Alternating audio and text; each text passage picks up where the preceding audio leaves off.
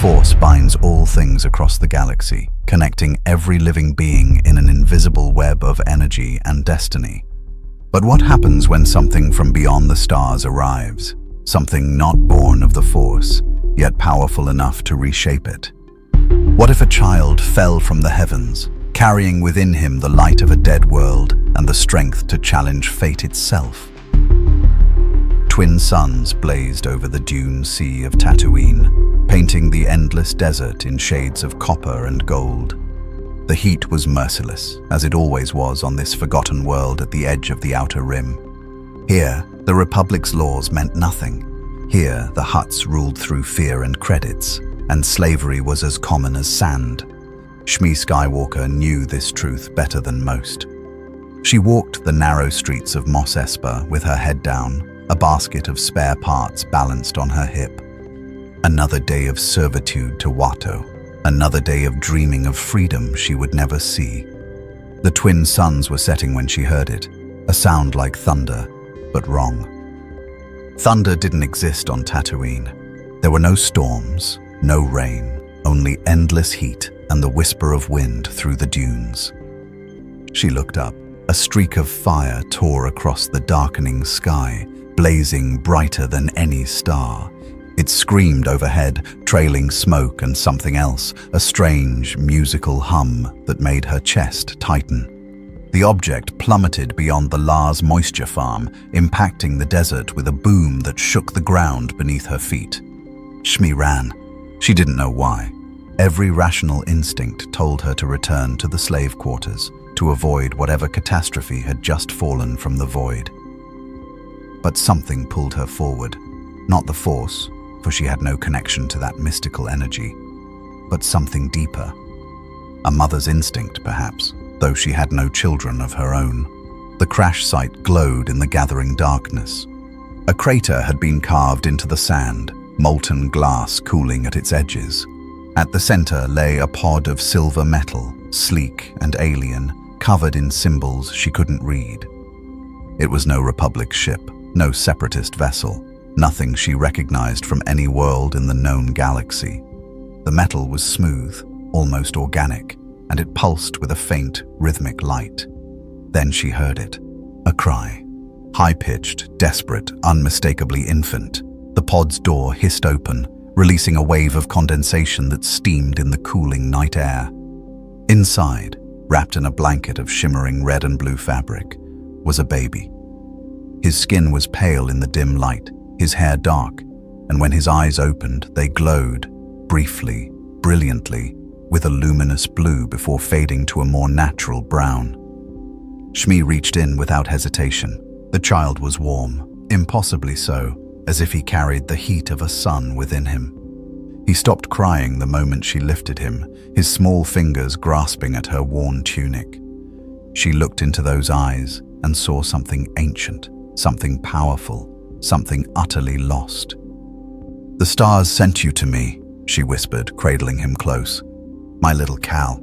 She didn't understand the symbols etched into the pod's interior, couldn't decipher the alien language that scrolled across its small display screen before it flickered and died. She didn't know that this child was the last son of a world called Krypton, sent across the void by desperate parents who'd hoped to save him from their planet's destruction. She didn't know that the yellow radiation of twin suns would gift him abilities beyond mortal comprehension. All she knew was that she would protect him, that she would raise him as her own, even in chains. As she carried the child back toward Mos Espa, the pod behind her began to crack and disintegrate, its exotic metals breaking down under Tatooine's harsh conditions. By morning, there would be nothing left but fused glass and questions no one would bother to ask. Slaves disappeared on Tatooine. Strange things fell from the sky and were swallowed by the desert. But Kal-El of Krypton had found his new home, and the galaxy far, far away would never be the same. If you want to see more characters enter the Star Wars galaxy, hit that subscribe button and drop the name of a character you'd want to see in the comments below. May the Force be with you. Years passed. Shmei worked her fingers raw for Watto, the Toydarian junk dealer, and somehow stretched her meager rations to feed two. She told everyone that Cal was her son, a child born in secret, and no one questioned it. Slaves had few rights and fewer records. The boy existed because she said he did, and that was enough. But Cal was different from the start. At 2 years old, he lifted a crate of power converters that should have required 3 grown men.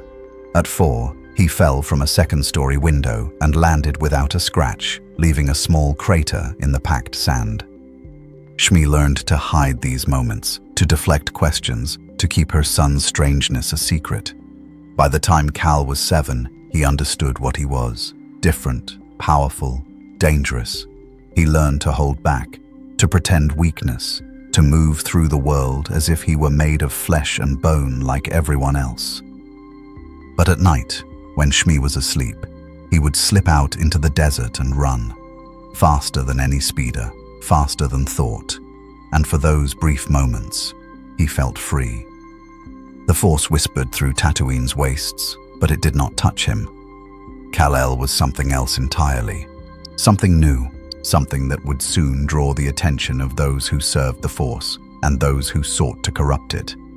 Qui-Gon Jinn had walked 1,000 worlds in service to the Force, but Tatooine always unsettled him. The planet was a wound in the living Force, a place where suffering pooled like water in low ground. Slavery, violence, desperation, the dark emotions radiated from Mos Espa like heat from its twin suns. He was here on behalf of Queen Amidala of Naboo, seeking parts for a damaged hyperdrive, but the Force had guided him here for another reason entirely.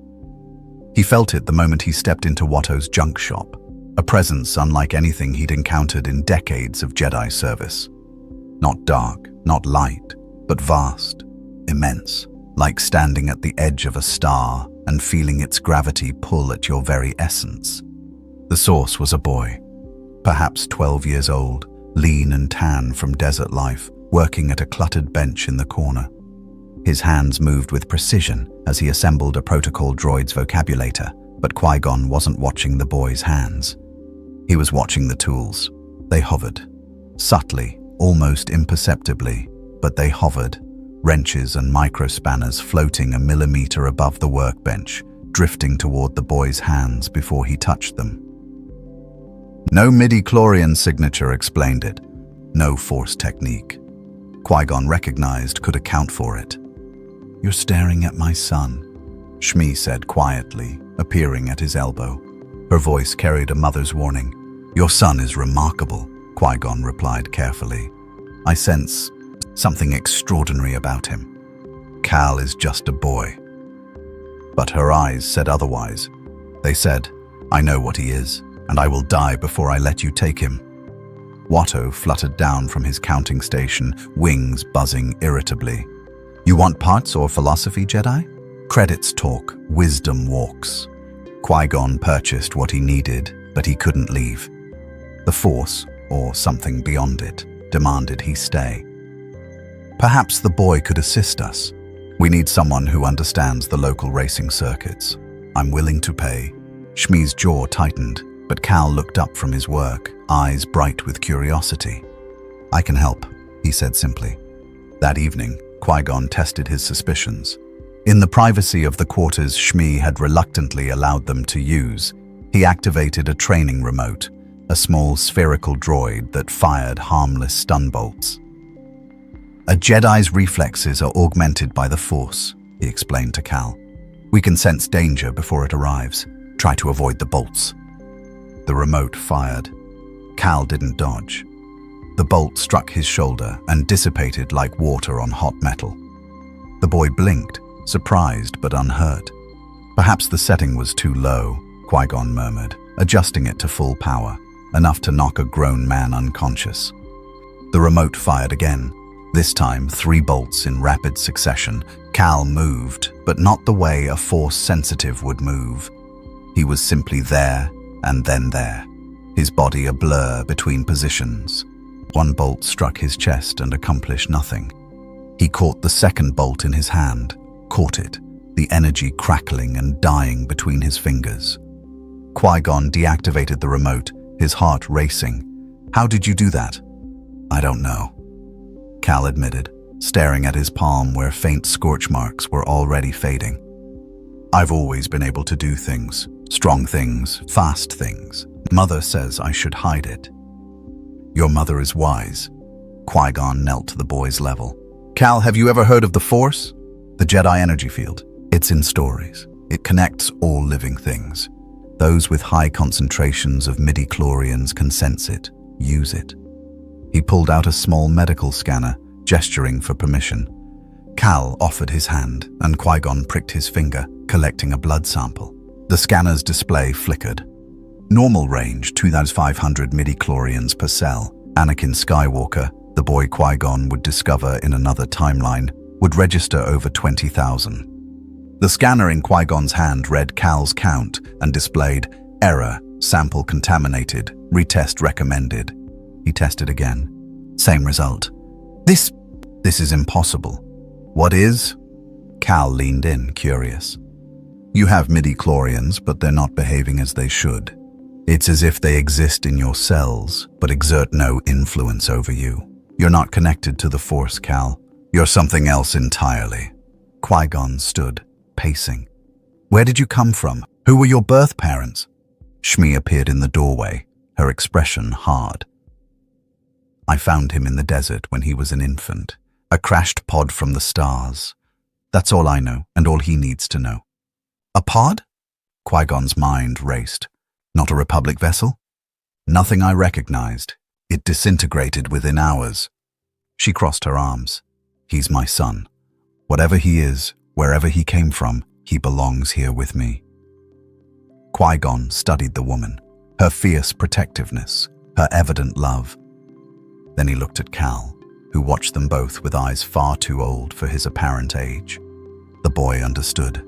He knew he was different, knew he was powerful, and chose restraint.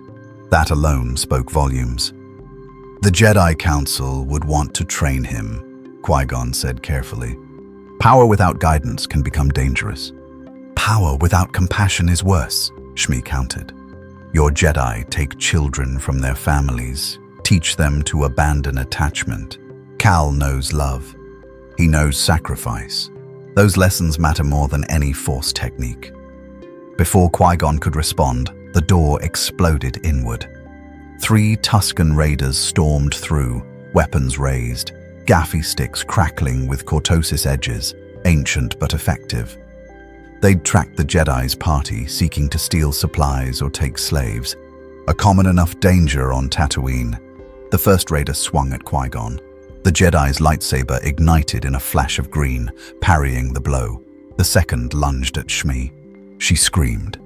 Cal moved. There was no blur this time, no pretense of hiding.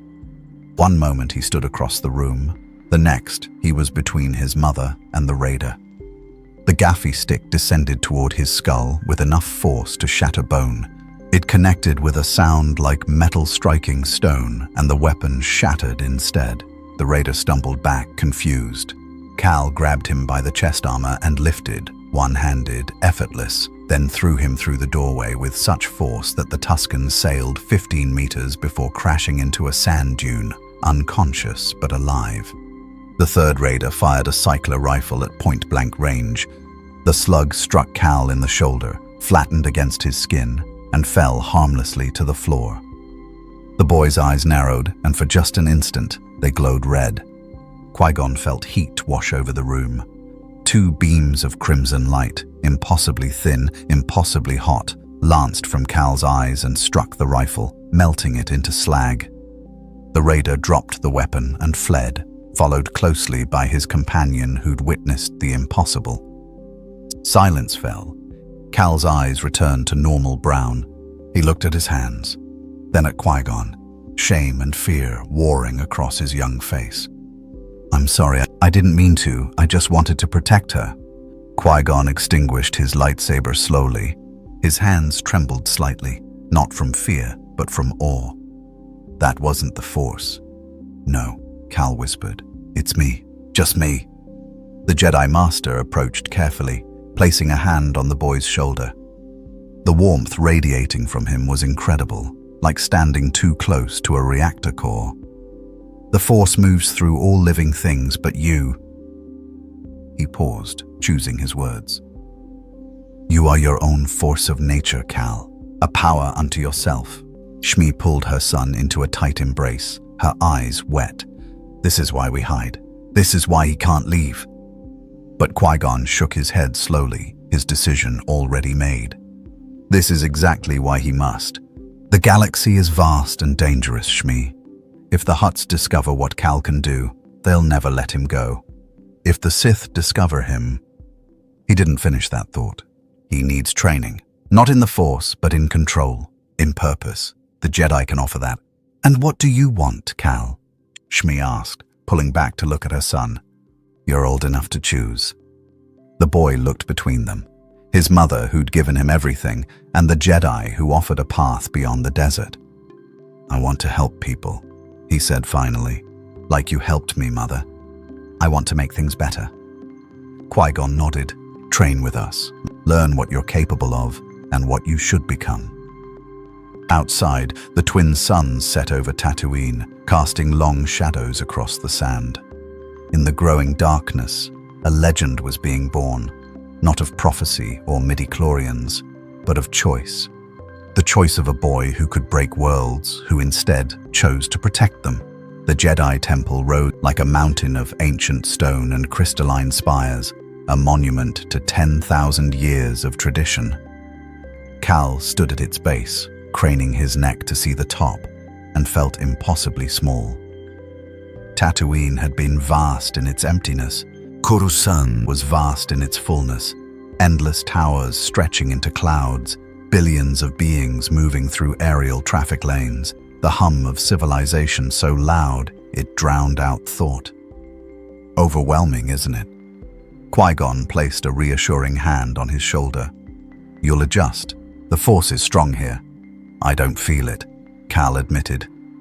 Around him, he could see young Padawans moving with uncanny grace, anticipating each other's movements, communicating without words. They were connected to something he would never touch. Will that be a problem? The Council will decide. Qui-Gon's tone suggested he had his own doubts about how that decision would go. The Council chamber was a circular room at the temple's peak, surrounded by windows that offered a panoramic view of the planet-wide city. 12 Jedi Masters sat in a ring, their expressions ranging from curious to concerned. Master Yoda, small and ancient, leaned forward on his Gaimer stick, his enormous eyes studying Cal with an intensity that made the boy's skin prickle. Young Skywalker, Yoda began, then paused.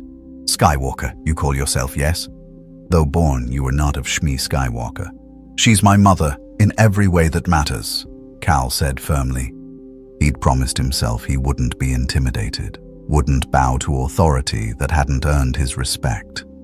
Shmei had taught him that freedom, true freedom, meant standing tall even before those with power. Mace Windu leaned forward, his dark eyes sharp. Qui-Gon reports that you possess abilities beyond any Force-sensitive he's encountered. Demonstrate for us. Cal glanced at Qui-Gon, who nodded encouragement. In the center of the chamber sat a training stone, a cube of solid durasteel weighing perhaps 200 kilograms, used to test telekinetic ability. Most Padawans required intense concentration to lift it even a meter. Cal walked to the cube, placed one hand underneath, and lifted. The metal groaned slightly, then rose, one-handed, steady as if it weighed nothing. He held it over his head for a moment, then set it down gently. No concentration, no strain, no connection to the Force required. Impressive strength, Master Plo Koon observed, but strength alone. Cal didn't wait for permission. He pushed off the ground and rose, his body defying gravity without aid of technology or Force technique. He floated 3 meters up, turned slowly in the air, then descended with perfect control. Several council members shifted uncomfortably. Flight, Ki Adi Mundi murmured. Even our greatest masters cannot sustain levitation so casually. There's more, Qui-Gon said quietly. Show them your eyes, Cal. The boy hesitated. This was the power that frightened him most, the one that felt most like a weapon. But he focused on a metal plate mounted on the wall, a target for lightsaber practice. His eyes warmed, and twin beams of red light lanced forth, striking the plate dead center. The durasteel began to glow, then melt, dripping in molten streams. He cut off the beams, blinking away the afterimage. Silence filled the chamber. Finally, Yoda spoke. Through the Force, these abilities flow not. Within you, they originate. A being of pure energy, are you, or flesh that mimics energy? I don't know, Cal admitted. I've always been this way. Mother found me in a crashed pod when I was a baby. I'm not from here, not from any world in this galaxy, I think. Troubling, this is, Yoda said slowly. Train Jedi we do. Guide those touched by the Force. But you... He trailed off, uncertain for perhaps the first time in centuries. Mace Windu stood, his presence commanding. The boy is dangerous. Power of this magnitude without connection to the Force, without the natural limitations that govern all living things. It's unprecedented. What happens when his strength continues to grow? What happens if he falls to darkness? What happens if you turn him away and he faces the galaxy alone? Qui-Gon countered. He's 12 years old, Mace. He needs guidance, structure, a moral framework. Isn't that what the Jedi provide? We teach mastery of the Force, Master Shakti interjected. How do we teach mastery of something we don't understand?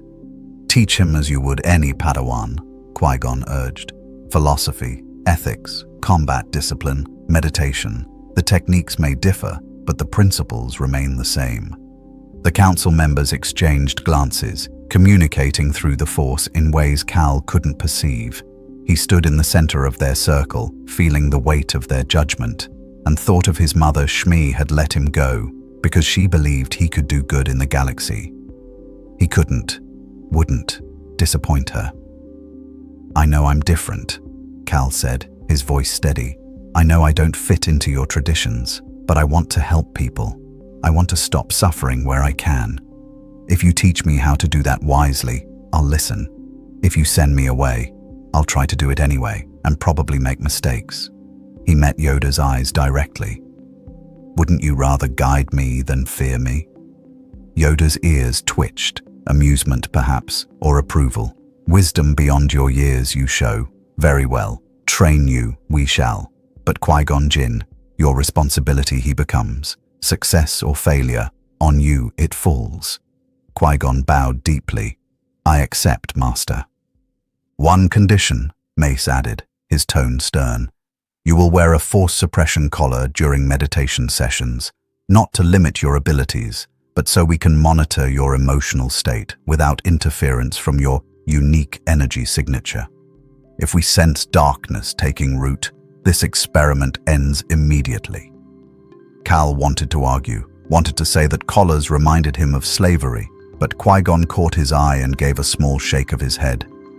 Choose your battles, the look said. This one isn't worth fighting. I accept, Cal said. Thus began the strangest apprenticeship in Jedi history. Cal trained alongside younglings half his age in basic lightsaber forms, his reflexes so fast that instructors had to slow their demonstrations repeatedly. He meditated with Padawans, but where they sank into the Force's embrace, he simply sat in his own power, vast, untouchable, alone. The other students watched him with mixed reactions. Some were awed, trailing after him in the gardens and asking endless questions about Tatooine. Others were jealous, whispering that his strength was unearned, that he skipped years of proper training. A few were simply afraid. One afternoon, 3 months into his studies, a Nautolan Padawan named Kit Fisto approached him in the training hall. Spar with me, Kit said, his head tentacles twitching with barely contained excitement. I want to test myself against someone who doesn't use the Force. Cal hesitated. He'd been holding back in every exercise, terrified of hurting someone. I don't think... Come on, Kit pressed. Master Yoda says true growth comes from challenging ourselves. You're afraid of your power. Face it. The other students gathered, forming a loose circle. Cal ignited a training saber, set to deliver painful but non-lethal shocks, and settled into Shi-Cho stance, the basic form. Kit mirrored him, grinning. They began. Kit was good, fluid, creative, using the Force to anticipate Cal's strikes. But Cal didn't need anticipation. He simply moved faster than Kit's precognition could account for. Within seconds, he had 3 openings for killing blows, and took none of them, instead tapping Kit's shoulder lightly with the training blade. Again, Kit said, breathing hard. They went again, and again. Each time, Cal won within moments, his speed and strength overwhelming any technique. But he won carefully, never striking harder than necessary, never letting his power run free. After the 5th bout, Kit lowered his saber, frustrated and exhausted. "You're not really fighting," he accused. "You're holding back so much I can't even gauge your real ability." "Because my real ability would put you in the med bay," Cal said quietly. "Or worse." An older voice cut through the crowd. "Then fight someone who can handle it." Master Windu stepped onto the training floor, his presence radiating controlled intensity. He ignited his lightsaber, a real one, humming with lethal purple plasma. "If you're to be a Jedi, Cal, you need to understand combat not as demonstration, but as necessity. When lives are at stake, hesitation kills. Attack me, full strength." Cal's heart hammered. "Master, I am a Jedi Master and a champion of Form 7, Mace said, his voice hard. "You will not harm me, but you will try." "That's an order." The command was clear. Cal extinguished his training saber, setting it aside. If Mace wanted to see real strength, he'd show him. He crossed the distance between them in a blur, his fist aimed at Mace's chest, moving fast enough to create a sonic pop in his wake. Mace wasn't there. The Jedi Master had read his intent through the Force and sidestepped at the last possible instant, his blade slashing toward Cal's extended arm. The plasma edge struck Cal's skin and stopped, the energy dispersing across his invulnerable flesh with a shower of sparks. Cal pivoted, going low, sweeping Mace's legs. The Master jumped, flipping over the attack, and drove his blade down toward Cal's shoulder. Again, the lightsaber failed to cut, but Mace wasn't trying to hurt him. He was teaching. They exchanged blows for nearly a minute, Mace using every technique in his arsenal, Cal responding with raw speed and power. The watching students stood transfixed. This wasn't a spar, it was a dance between 2 completely different philosophies of combat. Mace fought with precision, economy of motion, reading the Force to stay ahead. Cal fought with overwhelming physicality, each strike capable of shattering stone. Finally, Mace called a halt. Both stepped back, breathing hard, though Cal noticed the Jedi Master was breathing harder. "You have skill," Mace acknowledged, raw, unrefined, but present. "And more importantly, you have control. You could have caught my blade barehanded, crushed it, ended the fight instantly. You didn't. Why?" "Because the point wasn't to win," Cal said. "It was to learn." Mace nodded slowly, a hint of approval crossing his stern features. "Perhaps Qui-Gon was right about you." He deactivated his lightsaber. "But remember this, young Skywalker, power is not virtue. Strength is not wisdom. The true test of a Jedi isn't how hard they can strike, but when they choose not to strike at all." Those words would echo in Cal's mind for years to come. The Jedi taught him philosophy, ethics, and the value of peace. They taught him meditation techniques that helped him center his emotions, even if he could never touch the Force itself. They taught him that being a hero meant serving others, not dominating them. But they also taught him detachment. No possession, no attachment, no personal bonds. And that lesson, that fundamental principle of the Jedi Order, would eventually drive a wedge between Cal and the only family he'd ever known. Because on Tatooine, Shmei Skywalker remained in chains, and every day he thought of her, alone enslaved, waiting for a freedom that Jedi philosophy said he should not prioritize over the greater good. The conflict grew within him like a storm. 5 years passed. Cal grew from a boy into a young man, his frame lean but radiating contained power. He wore the traditional Padawan braid, though he'd never felt truly accepted by the Order. Respected, yes. Feared, certainly, but never quite one of them. Qui-Gon had been a patient teacher, guiding him through Jedi philosophy while acknowledging that Cal's path would always be different. They'd traveled to conflict zones across the Republic, mediating disputes, protecting the innocent, facing down pirates and warlords. Cal had learned to temper his strength, to use the minimum force necessary. But every night, in his meditation chamber, he thought of Tatooine, of his mother, of the promise he'd made to himself the day he left. I will return. I will free you. You're distracted again, Qui-Gon observed one morning during their training session. They stood in one of the temple's meditation gardens, surrounded by fountains and carefully tended plants from 100 worlds. Your mind is elsewhere. It's been 5 years, Cal said quietly. 5 years since I left her in chains. Shmei chose to let you go. She understood the greater purpose. The greater purpose?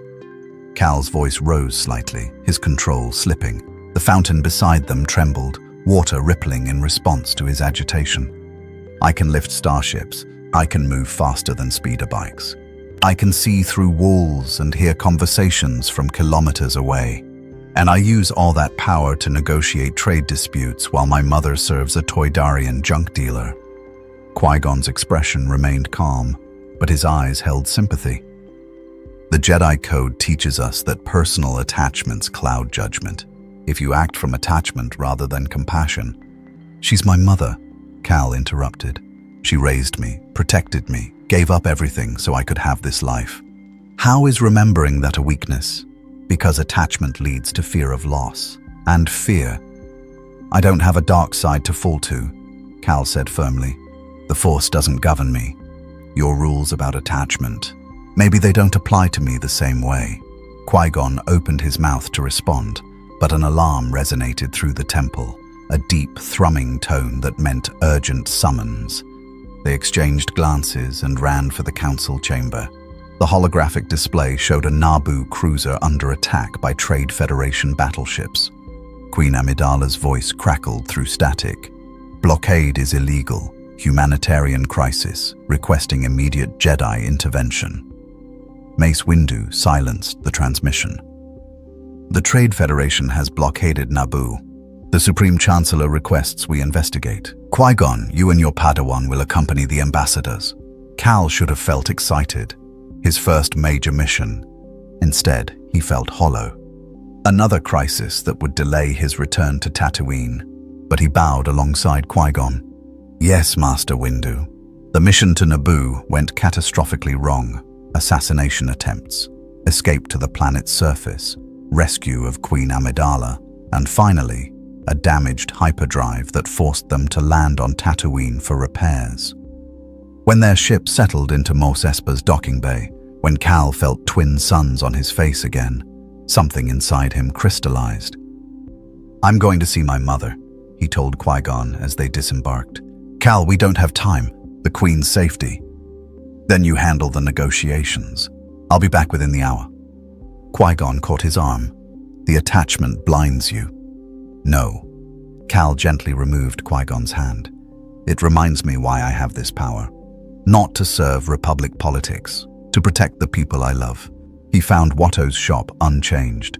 Same cluttered shelves, same greasy atmosphere. Watto's bulbous eyes widened when he saw Cal. You, the Jedi foundling. Where's my mother? Sold her 2 years ago. Lars homestead. Got a good price, too. Cal moved faster than Watto could perceive, lifting the Toydarian off the ground with one hand. Not squeezing, not hurting, but holding with unmistakable strength. Listen carefully, Cal said, his voice deadly calm.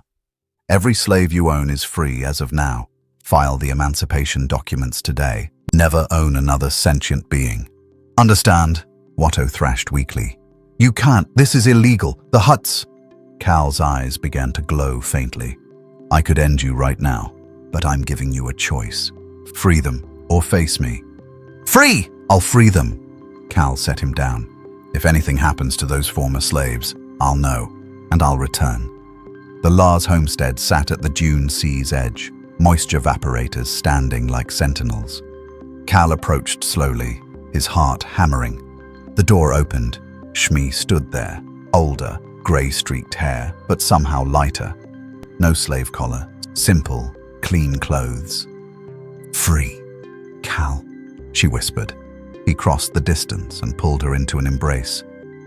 Mother, I'm sorry I took so long. Shh. She cupped his face, tears falling. Look at you. You're a Jedi. Inside, she introduced Klieg Lars, her husband, the man who'd bought her freedom and offered her a home. They shared a simple meal, and Shmei told him about her life. She was happy, genuinely content. I'm going to take you to Coruscant, Cal said. Somewhere safe. Cal. Shmei took his hand. This is my home. I don't need rescue. I needed to know you were safe, becoming the man I believed you could be. A commotion outside interrupted them. Klieg moved to the window. Raiders, Tusken raiders. Cal was at the door instantly, placing himself between the homestead and at least 20 sand people approaching with weapons drawn. Stay inside, he ordered, stepping into the courtyard. The Tuskens halted, studying this fearless human. Their leader raised his gaffi stick in challenge. Cal raised his hands, palms out. Leave peacefully. No one gets hurt, the leader bellowed. The war party charged. What happened next would become Tatooine legend. Cal caught gaffi sticks mid-swing and crushed them. He dodged cycler fire and melted barrels with heat vision. When a Tusken lunged with a vibroblade, Cal caught his arm, lifted him, and set him down 10 meters away, unharmed. Within minutes, 20 raiders lay disarmed across the sand, not one seriously injured. Cal stood in the center, eyes glowing softly. Go, he said quietly. Tell your tribes this place is protected. Attack again, and I won't be gentle. The Tusken leader rose, studied Cal, then inclined his head slightly. Acknowledgement, not submission. The war party retreated. Shmei watched from the doorway. You've become what I always knew you could be, not just powerful but good. They talked into the night, and when Cal returned to the Queen's ship, he carried something new, peace. Not because he'd solved everything, but because he'd done what he could. He'd broken chains. He'd protected those he loved. Qui-Gon waited at the ramp. You were gone for hours. I freed slaves and stopped a raid, Cal replied calmly. Was there something else? Qui-Gon studied him, then smiled slightly. The Council won't approve. The Council isn't enslaved. Cal climbed the ramp. I'm a Jedi Master. But I'm also Cal Skywalker, son of Shmei. I won't forget either part. Qui-Gon followed him inside. As the ship lifted off, he placed a hand on Cal's shoulder. Perhaps that's not a weakness after all. The Senate chamber buzzed with 1,000 conversations, delegates from across the Republic arguing over taxation routes and trade disputes. Cal stood in the shadows of the Jedi Observer's Gallery, watching the political theater unfold below. Beside him, Qui-Gon seemed unusually tense, his hand resting near his lightsaber even in this supposedly safe space. Do you sense it? Qui-Gon murmured. I don't sense anything through the Force, Cal reminded him. But I can hear heartbeats from here. Someone in the Naboo delegation has an elevated pulse. Fear, maybe anxiety. Padme, Qui-Gon identified. The Queen is afraid, though she hides it well. The Senate moves too slowly while her people suffer. Below, Supreme Chancellor Valorum called for order, his voice weak against the cacophony. The Trade Federation's Newt Gunray stood in his hovering platform, his expression smug as he denied all accusations of aggression. The debate would continue for days, perhaps weeks, while Naboo starved under blockade. This is why I struggle with the Jedi way, Cal said quietly. We have the power to end that blockade in hours. Disable their ships, arrest their leaders, free the planet. Instead, we watch politicians argue. Because might doesn't make right, Qui-Gon countered. If the Jedi became enforcers rather than peacekeepers, we'd be no different than tyrants. And if we stand by while innocents suffer, we're no different than cowards. Before Qui-Gon could respond, his comlink chimed. Master Windu's voice cut through. Qui-Gon, return to the temple immediately. We have a situation. They found the council chamber in controlled chaos. Masters stood rather than sat, their expressions grave. In the center, a holographic recording played, security footage from the Senate hangar. It showed a figure in black robes, face hidden, moving with inhuman speed.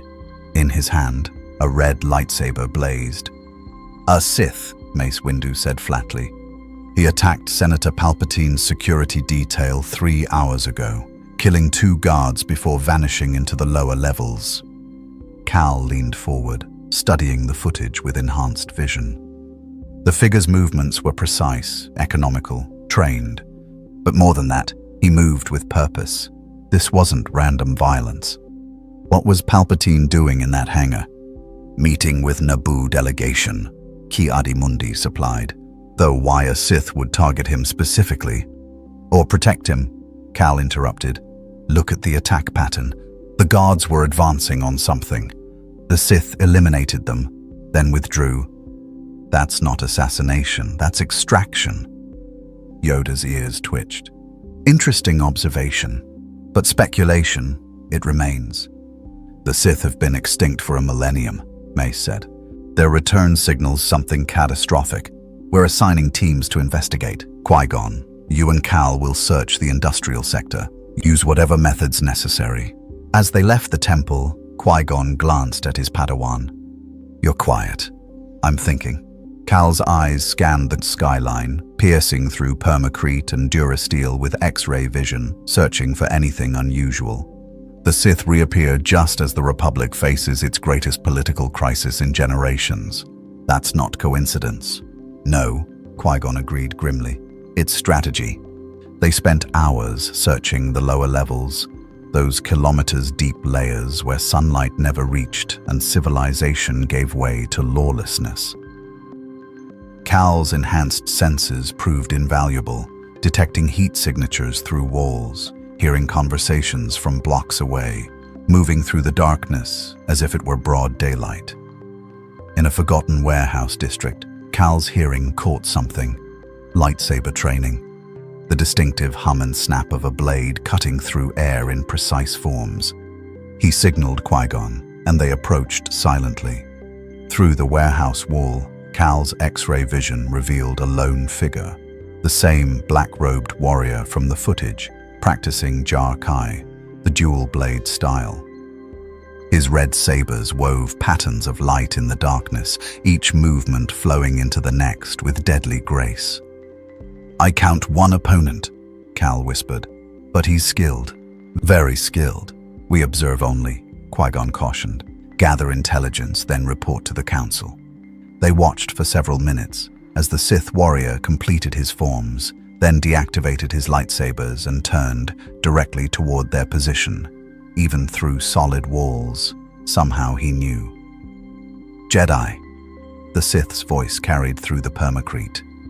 I sense your presence, though one of you is strange, not quite touched by the Force, yet radiating power nonetheless. Cal and Qui-Gon exchanged glances. No point in hiding now. They entered the warehouse through the main door, lightsabers ready but not ignited. The Sith stood in the center of the vast space, his face still hidden beneath a hood. The Council sends a master and an anomaly. Intriguing. Identify yourself, Qui-Gon demanded. I am Darth Maul, apprentice to the true power in this galaxy. The Sith threw back his hood, revealing a face covered in Zabrak tattoos, yellow eyes burning with controlled fury. And you are obstacles to be removed. He ignited both lightsabers, dual blades extending from a saber staff that hummed with malevolent energy. Without preamble, he attacked. Maul moved like liquid violence, His double-bladed weapon spinning and striking from impossible angles, Qui-Gon met him with Form 4, using the Force to enhance his agility, staying barely ahead of the onslaught. Cal flanked, his own blade weaving defensive patterns, but Maul was everywhere at once. "You fight like Jedi," Maul hissed, his blades crashing against Qui-Gon's in a shower of sparks. "Predictable. Weak." He pivoted, driving a kick into Qui-Gon's chest that sent the Master sliding backward, then spun toward Cal. Their blades met with a thunderous impact. Maul's eyes widened slightly. The Padawan had blocked his full-strength strike without being driven back. "You're strong," Maul acknowledged, "but strength alone." Cal didn't let him finish. He pressed forward with speed that made Maul's eyes widen further, his blade moving in Shicho patterns enhanced by superhuman reflexes. Maul defended brilliantly, his saber staff a blur of red light, but for the first time, he gave ground. "What are you?" Maul demanded, genuine curiosity breaking through his fury. "Someone who doesn't need the Force to beat you," Cal replied, driving a strike that shattered a support pillar behind Maul when the Sith dodged. Qui-Gon rejoined the fight, and together they pressed Maul back. But the Sith was too skilled, too well trained. He used the warehouse's geometry against them, forcing them to split their attention, nearly catching Qui-Gon with a devastating strike that would have severed his leg. Then Maul made a mistake. He overextended on a thrust toward Cal, committing too much momentum. Cal sidestepped with impossible speed and caught the lightsaber blade, bare-handed. The plasma edge stopped against his palm, energy dissipating across his invulnerable skin. Maul's expression shifted from confidence to shock in an instant. "Impossible," the Sith breathed. Cal yanked the saber staff from Maul's hands and deactivated it, tossing it aside. "Tell your master the Jedi are ready." But Maul was already moving, retrieving his weapon with a force pull and sprinting for the exit with enhanced speed. He paused at the doorway, yellow eyes fixed on Cal. "My master will be very interested in you, Anomaly. Very interested indeed." Then he was gone, vanishing into the lower levels faster than they could pursue. Qui-Gon deactivated his lightsaber, breathing hard. "You caught his blade. I've never seen anything like that." "Neither had he," Cal said grimly. "And now we've shown the Sith exactly what I can do. That was stupid." "No," Qui-Gon disagreed. "That was necessary. If the Sith are returning, they need to know the Jedi aren't defenseless." He activated his comlink. "Master Windu, we engaged the Sith warrior. He escaped, but we've confirmed his presence and his allegiance. And masters," he mentioned a master of his own. The Council's response was immediate. "Return to the temple. Prepare for war." As they ascended toward the surface, Cal couldn't shake the feeling that they'd just participated in something larger than a simple skirmish. The Sith had tested them, measured them, and now retreated with valuable intelligence. And somewhere in the shadows, a darker power was watching. The name Palpatine kept appearing in Cal's investigation. Senator from Naboo, rising political star, vocal opponent of the Trade Federation, and conveniently positioned at the center of every recent crisis. Most dismissed it as coincidence. Cal had learned not to trust coincidence. He stood in the Senate archives late one evening, using his enhanced vision to scan through records faster than any terminal could display them. Palpatine's political career was impressive. Decades of steady advancement, carefully cultivated alliances, no scandals, no missteps. Too perfect, perhaps, burning the midnight oil, young Skywalker. Cal turned to find Palpatine himself approaching through the dimly lit archive, his expression warm and grandfatherly. The senator moved with practiced ease, his robes immaculate, his smile disarming. "Senator, I didn't expect anyone else here this late." "I could say the same." Palpatine gestured to the archive terminals. "Research for the Council or personal curiosity?" "Both." Cal studied the man carefully. His enhanced hearing detected a steady heartbeat, no deception indicators, no fear. Either Palpatine was innocent, or he had remarkable control. The Sith's return has everyone concerned. As it should. Palpatine settled into a nearby chair, seeming genuinely troubled. A millennium of peace shattered. These are dark times, young Jedi. The Republic grows weaker by the day. Corruption in the Senate, ineffective leadership, world suffering while politicians debate. He paused. You understand this, don't you? I've heard about your actions on Tatooine. Freeing slaves, protecting the innocent. That takes courage. It takes basic decency, Cal corrected. But decency is rare in the galaxy. Palpatine's eyes gleamed with something that might have been approval. The Jedi preach peace, yet they serve a republic that permits slavery on the Outer Rim. They speak of justice, while Chancellor Valorum dithers and delays. Don't you find that contradictory? I find a lot of things contradictory, Cal admitted.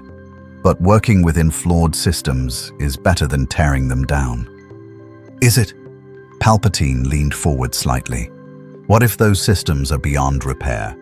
What if the only path to true peace requires decisive action, strong leadership, someone willing to do what's necessary rather than what's comfortable? The words echoed uncomfortably close to thoughts Cal had harbored himself. That's dangerously close to advocating dictatorship, Senator. Not dictatorship, efficiency, order, stability. Palpatine smiled, but the warmth didn't quite reach his eyes. But forgive me, I'm keeping you from your research. I hope you find what you're looking for, Cal. And if you ever wish to discuss the galaxy's future further, my door is always open. After Palpatine left, Cal stood motionless for several minutes, replaying the conversation. Something about it felt choreographed, like the Senator had been testing him, measuring his responses. And that comment about strong leadership, it reminded him uncomfortably of Sith philosophy. He resumed his research with renewed focus, but the archives yielded no smoking blaster. If Palpatine had connections to the Sith, they were buried too deep for even enhanced vision to uncover. The next morning brought worse news. Qui-Gon summoned him to a private meditation chamber, his expression grave. The Council has made a decision about you. Cal's stomach tightened. What kind of decision? They believe your power makes you unpredictable. The incident with Darth Maul, catching his lightsaber barehanded, proved you're beyond their ability to fully train or control. Qui-Gon's voice carried frustration. They're not expelling you from the Order, but they're limiting your role. No more field missions. You'll remain at the temple as a guardian, essentially a very powerful security officer. They're benching me. Anger flared hot in Cal's chest. Because I'm too strong? Because I don't fit their narrow definition of what a Jedi should be? Because they're afraid, Qui-Gon said bluntly. Master Windu believes that if you ever turned against the Order, no one could stop you. And he's probably right. I would never. I know that. But the Council sees risk, not loyalty. They see power without Force-guided wisdom. Qui-Gon placed a hand on Cal's shoulder. I argued against this decision. I told them you've proven your character repeatedly, but Yoda himself expressed concern about your attachment to your mother, your willingness to break rules you find unjust. They fear you'll become a rogue element. Cal pulled away, pacing the small chamber. So what am I supposed to do? Stand guard at the temple while the galaxy burns? Watch from the sidelines while Sith plots unfold and people suffer? You're supposed to trust that the Council knows best. Do they? Cal turned to face his master. They didn't see the Sith coming. They didn't stop the Trade Federation's blockade. They maintain peace through inaction and call it wisdom. Maybe they're wrong. Maybe the galaxy needs someone willing to act. Careful, Qui-Gon warned. That path leads to the dark side. I don't have a dark side. The words came out sharper than intended. That's the entire problem, isn't it? The Jedi don't know what to do with someone who doesn't follow their Force-centered rules. I can't fall to darkness because I'm not connected to the Force at all. I make my own choices based on what's right, not what some mystical energy field tells me. Qui-Gon was quiet for a long moment, then proved them wrong. Stay at the temple, follow their restrictions, Show that you can be trusted with restraint. Or leave the Order and forge your own path, but know that if you do, the Jedi will watch you, and if you become a threat, they'll stop you. The ultimatum hung in the air between them. Cal had never felt more alone, caught between an Order that feared him and a galaxy that needed him. His mother's words echoed in his memory. "You're free, Cal. Always free. I'll stay," he said finally. "For now. But I won't stop fighting for what's right, council approval or not." 3 weeks later, everything changed. Shmei's distress call arrived in the middle of the night, a garbled transmission, barely coherent. Tusken's ambush. Cliegg injured. Shmei taken. Cal didn't ask permission. He didn't inform the council.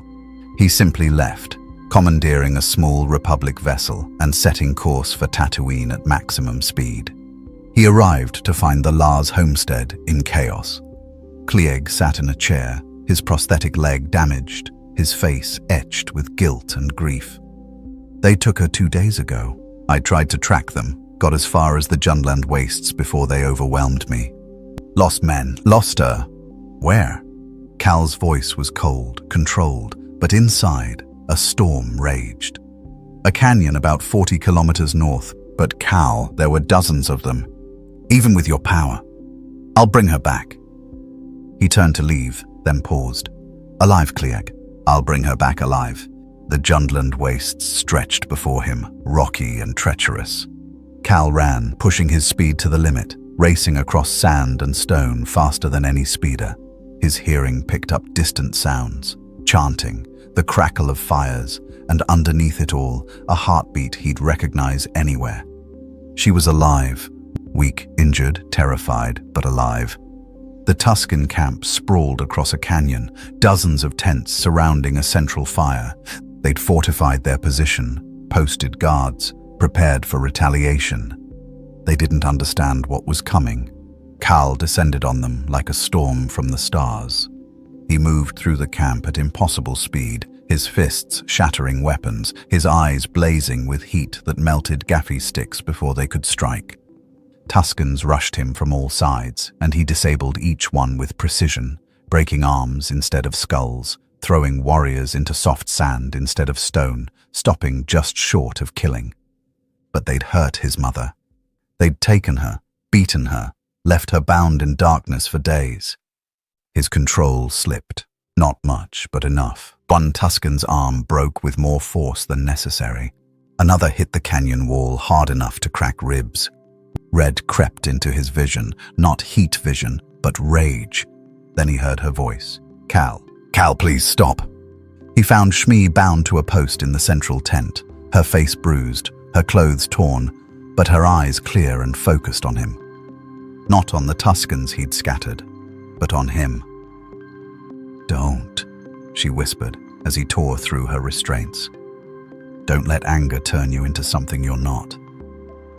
They hurt you." His hands trembled as he lifted her gently. "And you stopped them. That's enough." She touched his face, and the rage cooled, the red fading from his vision. "You're better than vengeance, my son. Don't forget that." He carried her out of the camp, past unconscious and groaning Tuskens, past broken weapons and shattered defenses. Behind them, the war party would recover, would learn that attacking this family carried consequences, but survivable consequences.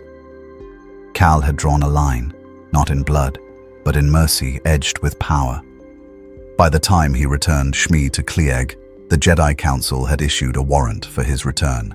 He'd violated direct orders, abandoned his post, acted without authorization. Cal looked at his mother, now safe and healing, and felt no regret. The council could wait. Some things mattered more than rules. The council chamber felt colder than usual when Cal returned. 12 pairs of eyes watched him with expressions ranging from disappointment to outright hostility. He stood in the center, still wearing dust from Tatooine's deserts, and met their judgment without apology. "Abandoned your post, you did," Yoda said, his voice heavy with disapproval. "Disobeyed direct orders, acted alone, without council approval." "My mother was dying," Cal replied evenly. I saved her life and endangered yourself, Mace Windu countered. You are a Padawan of this order, Cal Skywalker. Your first duty is to the Republic and the Force, not personal attachments. The Force doesn't govern me, Master Windu. You've said so yourself. Cal kept his voice level, but frustration simmered beneath. I respect the Jedi Order, but I won't abandon the people I love because of philosophical doctrine. Then you cannot be a Jedi, Mace said flatly. The path requires sacrifice. Detachment if you cannot accept that. Perhaps, Qui-Gon interrupted, stepping forward from his position among the observers. We are too rigid in our interpretation. Cal is not force-sensitive in the traditional sense. Applying our standard rules to someone fundamentally different may be counterproductive. The code exists for a reason, Ki-Adi-Mundi argued. Attachment leads to fear, fear to anger, anger to suffering. We've seen this pattern destroy countless Force users throughout history. But I'm not a Force user, Cal repeated. Your path to the dark side doesn't apply to me. I feel anger, yes. I feel love and fear and attachment. But those emotions don't corrupt some mystical energy within me. They're just part of being alive. Yoda's ears twitched thoughtfully. A point he makes.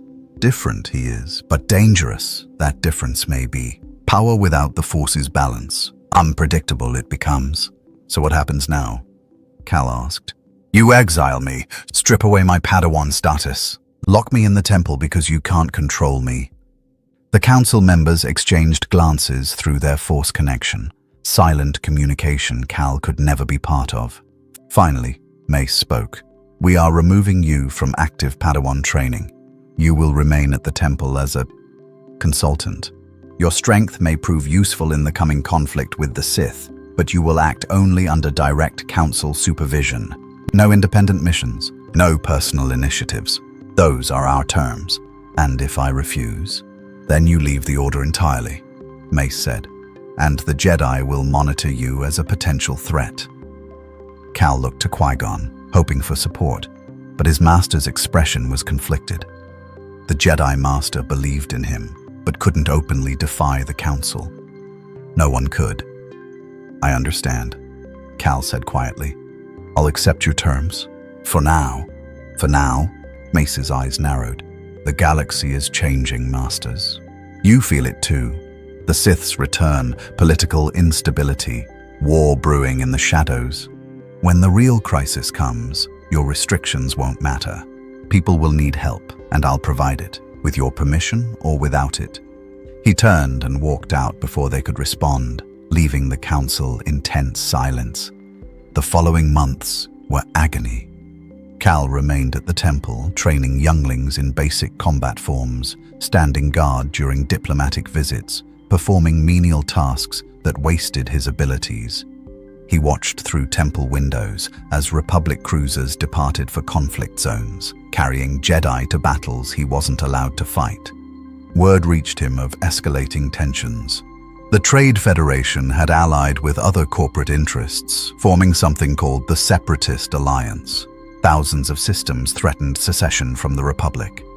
Count Dooku, a former Jedi Master, now led this movement, his rhetoric promising freedom from Republic corruption. Cal researched Dooku obsessively. The former Jedi had left the Order years ago, disillusioned by the Council's subservience to politicians. His philosophy wasn't entirely wrong. The Republic was corrupt, ineffective, failing its citizens. But Dooku's solution involved droid armies and systematic intimidation, and underneath it all, Cal sensed the Sith's influence. One evening, Obi-Wan Kenobi found him in the training hall, practicing forms against hovering remotes. The Jedi Knight had recently been promoted after Qui-Gon's recommendation, though his master remained committed to Cal's development despite the Council's restrictions. Still here, Obi-Wan observed, his tone sympathetic. I thought you'd have gone rogue by now. Thought about it, Cal admitted, disabling the remotes. But Qui-Gon asked me to trust the process, said the Council might change their minds if I proved I could follow orders. And can you? Cal smiled wryly. Not naturally, no. Obi-Wan laughed, then grew serious. The galaxy's falling apart, Cal. We're heading toward war. Real war, not just border skirmishes.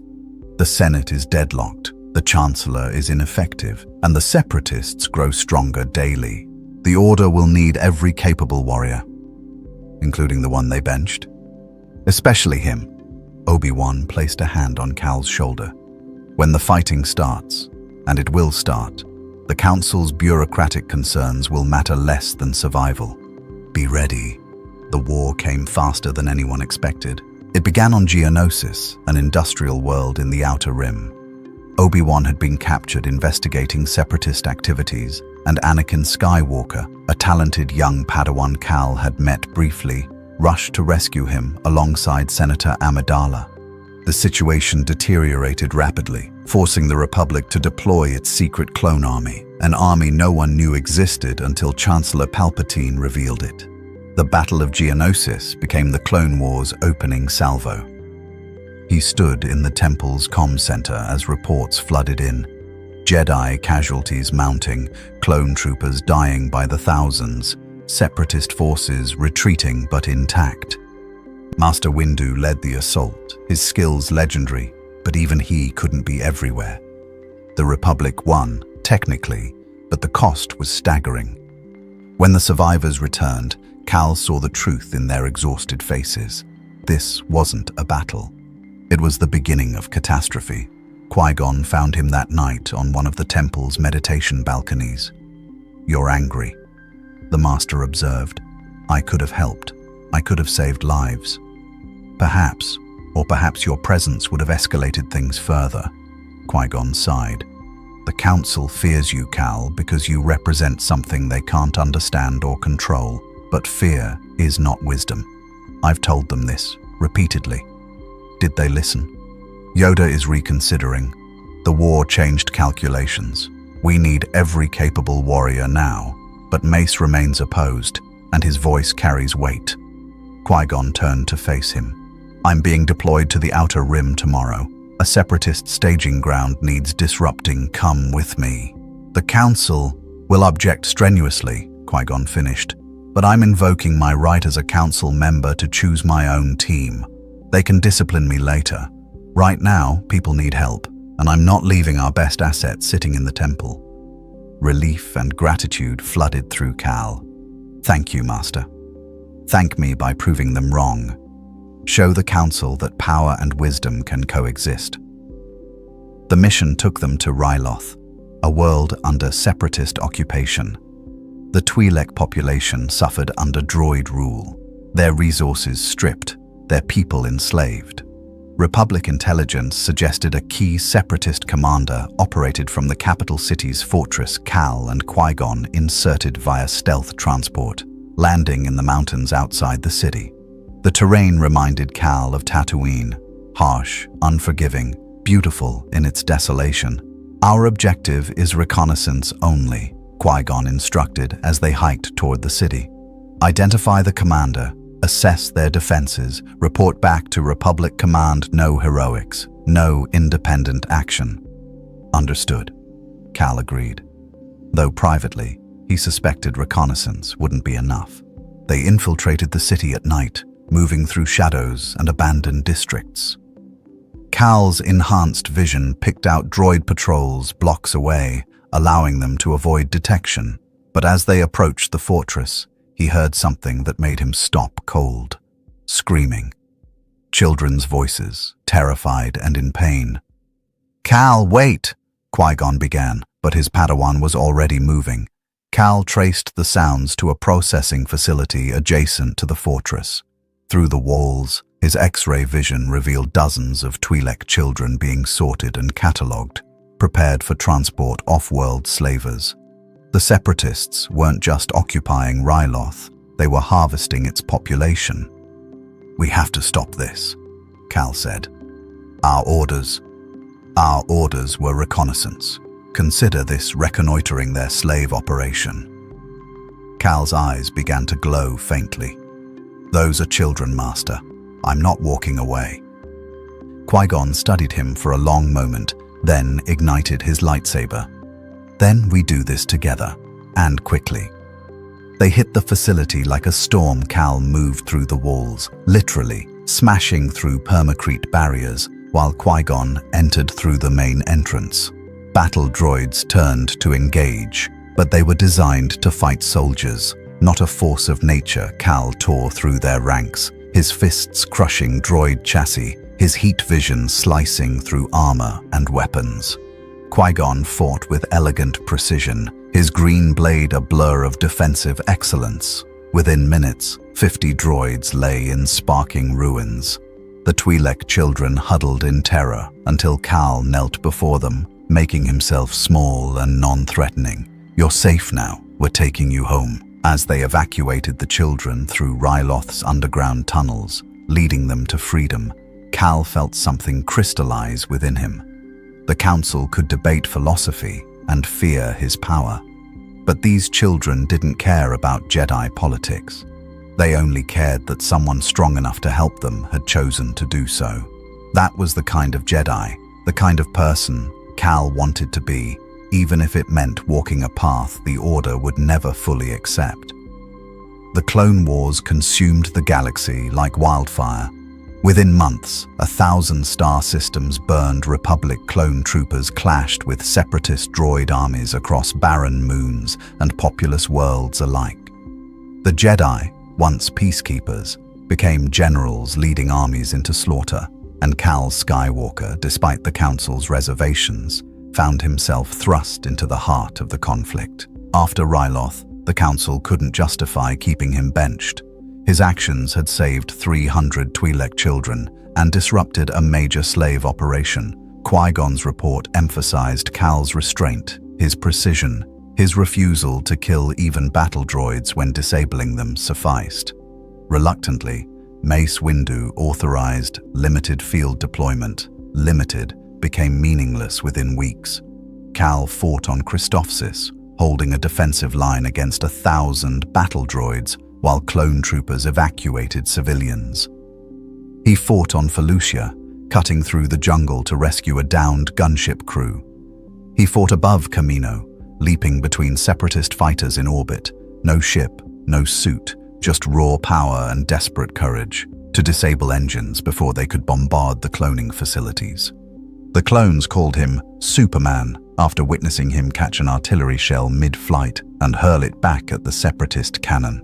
The name spread through the Grand Army like legend.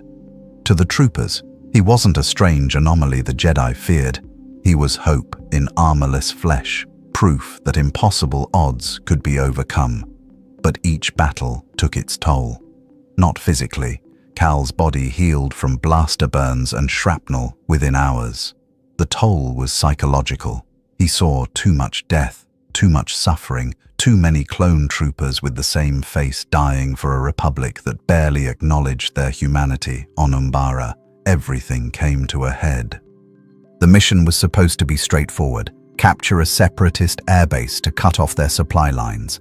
General Pong Krell, a Besalisk Jedi Master, commanded the operation with ruthless efficiency.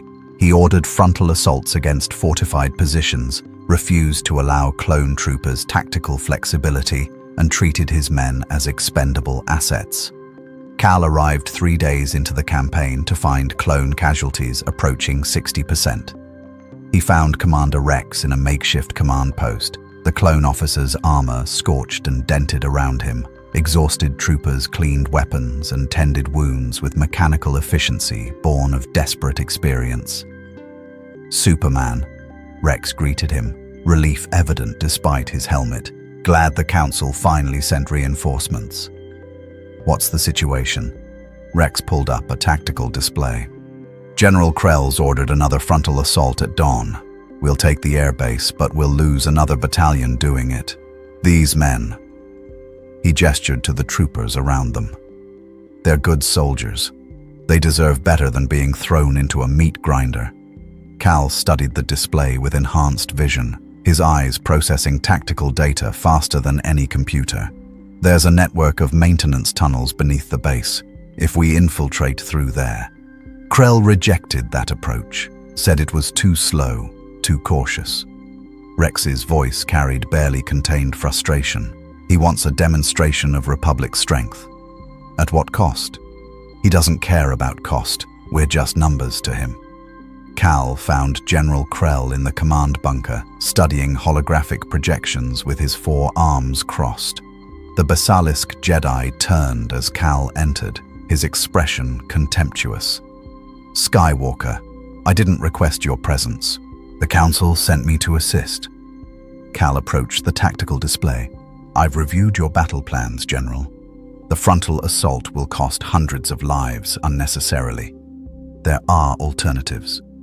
Alternatives that delay our objective and show weakness to the enemy." Krell's voice boomed with authority. "I am the commanding officer here, Padawan. Those men out there are soldiers, not droids. They deserve strategies that minimize casualties while achieving objectives." Krell's eyes narrowed. "They are clones, bred for war, designed to follow orders. Their purpose is to die for the Republic if necessary. That is their function." Something cold settled in Cal's chest. "Their function is to be treated with dignity and respect. They're living beings, General, not equipment." "You overstep, boy." Krell took a threatening step forward, his massive frame imposing. "I have fought battles since before you were found in whatever gutter spawned you. I have earned my rank through—" Cal moved faster than Krell could track, suddenly standing nose to chest with the larger Jedi. "I don't care about your rank.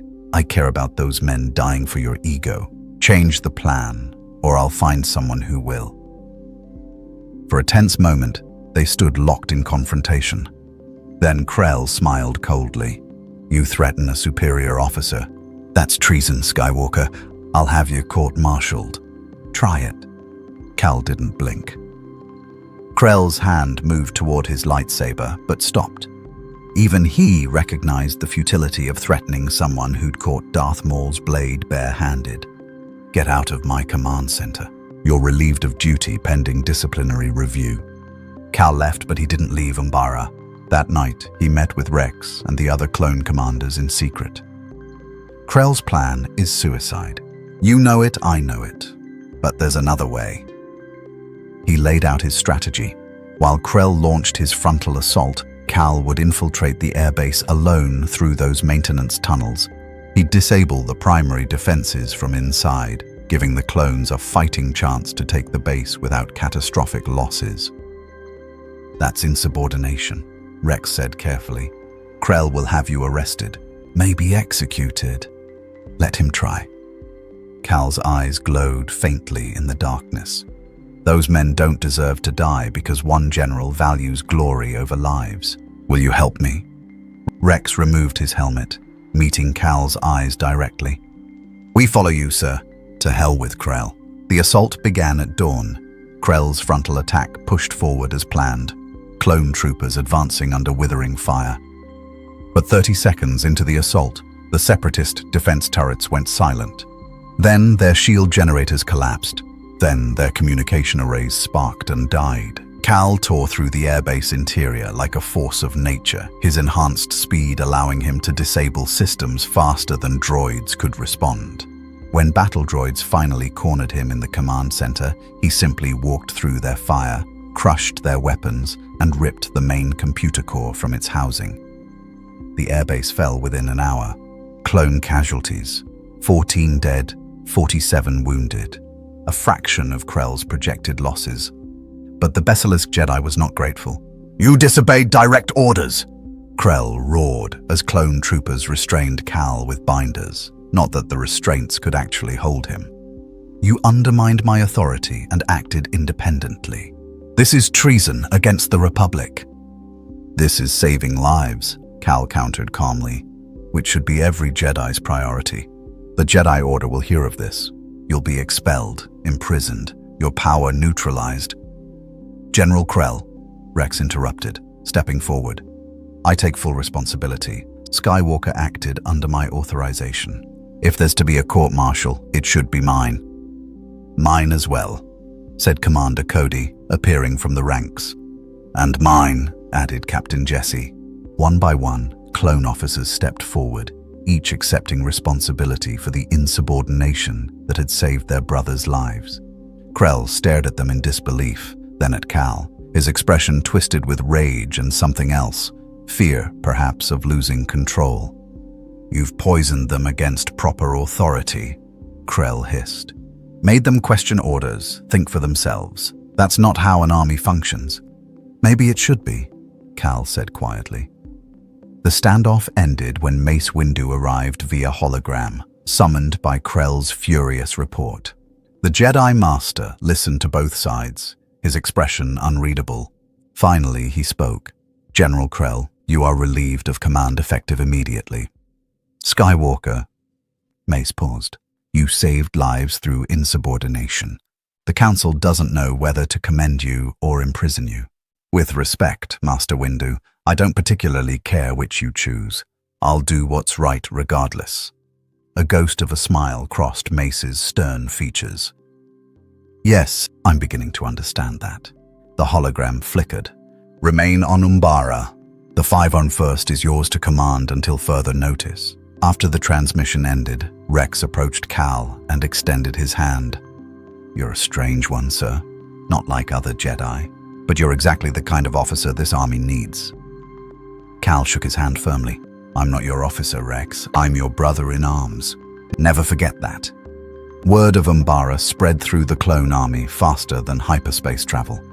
The Padawan who defied a general to save his men, who treated clones as equals rather than expendables, who fought alongside them rather than above them. Superman wasn't just a nickname anymore, it was a symbol. In the shadowed corners of power, Darth Sidious watched these developments with calculated interest. This anomaly, this being of impossible power who inspired loyalty and challenged authority, represented both opportunity and threat. The Sith Lord began making plans. If Cal Skywalker couldn't be turned, he would need to be eliminated. And Sidious had just the weapon in mind, an apprentice who'd been measuring the anomaly since their first encounter. Darth Maul was eager for a rematch. The war ground on for 2 more years. Cal fought on 50 worlds, saved thousands of lives, and earned a reputation that transcended military rank. The clones revered him. The Separatists feared him. The Jedi Council remained deeply conflicted about him, and in the shadows, Darth Sidious maneuvered his pieces toward endgame. It began with a distress signal from Mandalore. Duchess Satine Kryze, leader of the pacifist New Mandalorians, reported that her world had been seized by a mysterious force. Communications were cut off within hours. The Senate debated intervention while Mandalore burned. Obi-Wan Kenobi volunteered immediately. He and Satine shared history, feelings neither could fully acknowledge. The Council approved a small strike team: Obi-Wan, Anakin Skywalker, and Cal, 3 Jedi against whatever had conquered a world of warriors. They infiltrated Sundari, Mandalore's capital city, through maintenance tunnels beneath the royal palace. The streets above were eerily quiet, citizens moving with heads down, watched by armored figures Cal didn't recognize. Not Mandalorian warriors. These soldiers wore black and red armor, moved with military precision, and carried weapons that hummed with dark side energy. Shadow Collective, Obi-Wan identified grimly. Criminal syndicates united under a single leader. But who could organize them into an occupying force? Cal's enhanced hearing caught a familiar voice echoing from the throne room above. "I know that voice, Darth Maul." Anakin's hand moved to his lightsaber. "I thought he disappeared years ago." "He's been busy," Cal said quietly. "Building an army, apparently." They ascended carefully, reaching the throne room's observation level. Below, Darth Maul sat on Mandalore's throne, his yellow eyes gleaming with satisfaction. Beside him stood his brother, Savage Opress, a massive Zabrak warrior radiating raw dark side power. And kneeling before them in chains was Duchess Satine. "Your pacifism has failed you, Duchess," Maul said, his voice dripping with contempt. "Mandalore was strong once, feared throughout the galaxy. Now it's weak, neutered by your philosophy of peace. I will restore its warrior heritage." "By enslaving its people?" Satine's voice remained defiant despite her chains. this isn't strength, it's tyranny. Strength and tyranny are synonyms to those too weak to understand power. Maul stood, circling her slowly. But you have served one purpose, drawing the Jedi here, specifically. He looked up directly at their hidden position. The anomaly. Show yourself, Skywalker. I've been waiting. Cal dropped from the observation deck, landing in the throne room with a crack of marble beneath his feet. Obi-Wan and Anakin followed more conventionally, igniting their lightsabers as Shadow Collective soldiers surrounded them. Release the Duchess, Obi-Wan demanded. Your quarrel is with us, not her. My quarrel is with the Republic, with the Jedi, with an entire galaxy that needs purging. Maul ignited his double-bladed lightsaber, the red plasma casting harsh shadows. But yes, Kenobi, I have special interest in you, and in your strange companion who defies everything the Sith know about power. Savage Opress moved to flank them, his own lightsaber blazing to life. The Shadow Collective soldiers raised blasters, creating a kill box with the 3 Jedi at its center. You can't win, Anakin said, falling into a defensive stance. 3 against 2, and Cal is worth 10 of your warriors. 3 against 2. Maul smiled coldly. Count again. The throne room's side doors exploded open. Through them poured dozens of Mandalorian Death Watch warriors, the militant faction that opposed Satine's pacifism. They'd allied with Maul, trading their principles for the promise of returning Mandalore to its warrior past. Now, Maul said, let's see if the anomaly bleeds.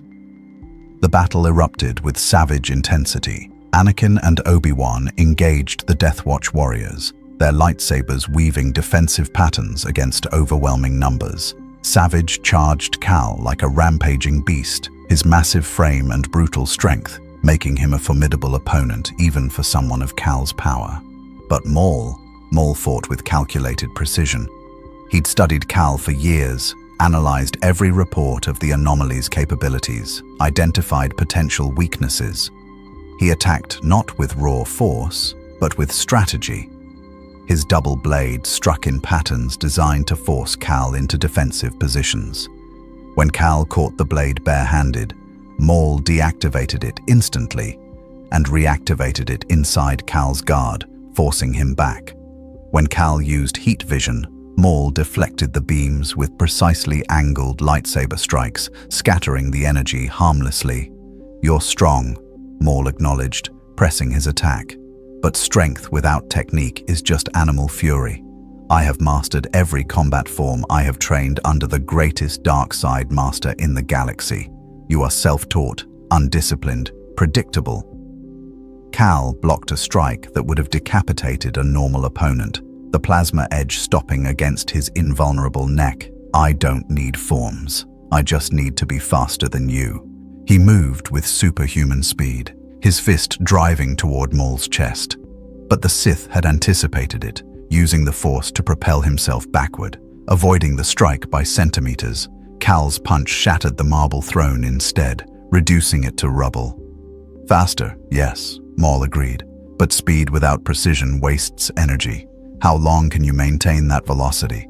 How many strikes can you throw before exhaustion sets in? The question revealed Maul's strategy. He wasn't trying to overpower Cal. He was trying to outlast him, to tire him through prolonged combat until his defenses weakened. It was brilliant, methodical, and completely wrong. I don't get tired, Cal said, and proved it by accelerating further, his movements becoming blurs even to Force-enhanced perception. He struck Maul 3 times before the Sith could react, chest, shoulder, leg, each blow powerful enough to shatter bones. But Maul had prepared for this too. His armor was reinforced with Geonosis weave, dispersing kinetic energy across its surface. The strikes hurt, drove him back, but didn't incapacitate. Clever, Cal admitted. But armor only helps if I'm trying not to kill you. His eyes blazed red. Twin beams of heat vision lanced forth, targeting not Maul, but the floor beneath him. Marble superheated and exploded, creating a cloud of scalding steam and stone fragments. Maul leaped clear, but his visibility was compromised, his force sensors overwhelmed by thermal chaos. Cal pressed the advantage, closing distance faster than Maul could retreat. He grabbed the Sith's lightsaber staff and crushed it, the weapon sparking and dying in his grip. Then he drove a palm strike into Maul's chest that sent the Zabrak flying across the throne room, crashing through a decorative column. But Savage Opress crashed into Cal from behind, his massive arms wrapping around Cal in a crushing bear hug. The Zabrak warrior's strength was immense, amplified by dark-side rage, and he squeezed with enough force to crumple Durasteel Cal's ribs, didn't even flex. "You're strong," Cal said calmly, then expanded his chest suddenly, breaking Savage's grip. He spun, caught the larger warrior by the throat, and lifted him off the ground. "But you're fighting the wrong battle." He threw Savage through the throne room wall, the massive warrior disappearing into an adjacent corridor with the sound of crumbling stone. Across the chamber, Obi-Wan and Anakin had fought to Satine's position, cutting through Death Watch warriors with elegant precision. But more reinforcements poured in, too many, even for skilled Jedi. "Cal!" Obi-Wan shouted. "We need to extract." "Not without her." Cal blurred across the chamber, reaching Satine in an instant. He tore through her chains as if they were paper, then scooped her up. "Hold on." He ran, not toward the exits the Death Watch had blocked, but toward the throne room's massive stained glass window. The ornate glass depicted Mandalore's ancient warriors, a monument to the warrior culture Satine had worked to transcend. Cal crashed through it like a missile, carrying Satine into open air 300 meters above Sundari's streets. She screamed, clinging to him, then gasped as they didn't fall.